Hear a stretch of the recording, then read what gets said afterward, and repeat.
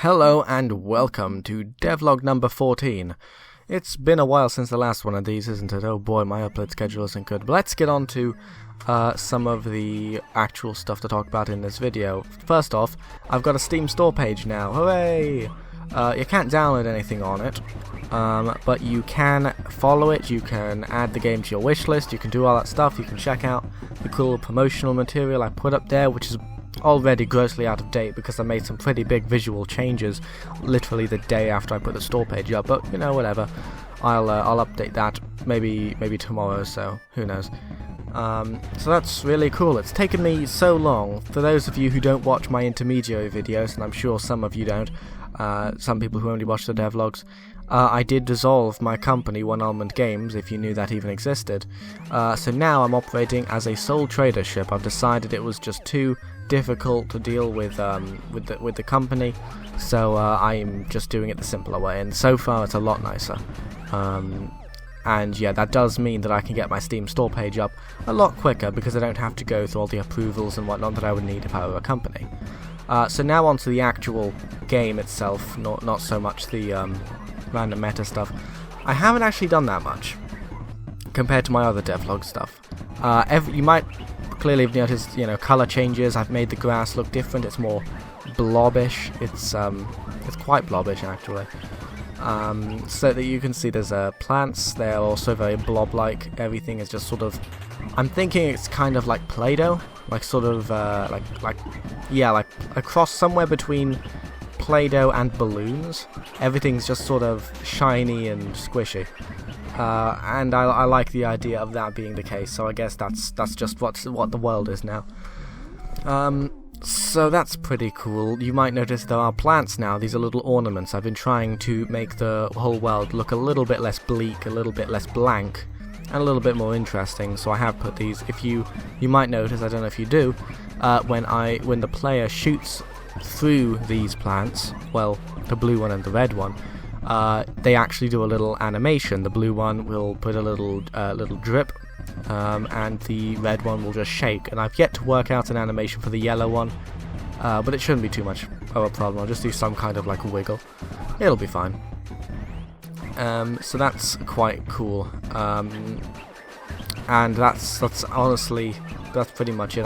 The upgrades menu is slightly different. I still have to figure out how I'm going to lay that out. If anybody has any ideas, feel free to let me know, because I'm really I'm getting to the end of what I can come up with right here. I'm not very good at UI design, but I maybe I'll look at some other games and steal their ideas. I don't know. I did, during the recording of this video, come up with another idea that is within the last 3 minutes, which is that the upgrades might be unlocked based on your lifetime stats. So it's a kind of incentive for the player to keep playing after the first playthrough. So sort of like in Super Crate Box, really. If you kill however many enemies, if you collect like 100 crates in a single level, then you might get like a flamethrower or whatever it might be, and you have to keep playing to unlock these bonuses and these extra things. And it would be like that, except the upgrades would be added to the general upgrade pool. So perhaps at first the player would start out with maybe 3 or 5 upgrades unlocked, and then as they achieve these milestones, you know, total hives 1, total enemies destroyed, enemies of a certain type destroyed, then it would unlock the next upgrade or another upgrade. And that's just an interesting idea I had. I think I actually quite like that one. And it would provide some extra functionality, so I can put a little bit more stuff into the upgrades menu so it doesn't look quite so sparse. Again, I'll have to work that out. It's gonna be tricky, and I'm probably going to have to actually write it out on pen and paper, because I don't see any way around doing some more traditional planning methods. Anyway, I've rambled on for probably long enough. I know this wasn't the most I guess you could say filling episode of the Masochist Devlog series, but I've been doing a lot of stuff. Leave me alone. I just started school again, so that's a big boost to my workload. I just Steam store page, shutting down the company.